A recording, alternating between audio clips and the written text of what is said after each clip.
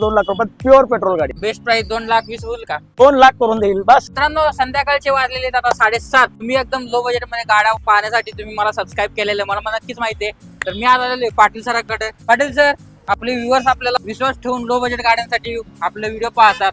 तर यावेळेस आम्हाला लो बजेट मध्ये गाड्या पाहिजेत, भेटतील का? लो बजेट मध्ये 1.5 लाख रुपयामध्ये 2015 ची नॅनो ट्विस्ट एक्सटी मॉडेल, बर. AC, power steering, front two power windows गाडी फर्स्ट ओनर मध्ये. काय प्राइसिंग?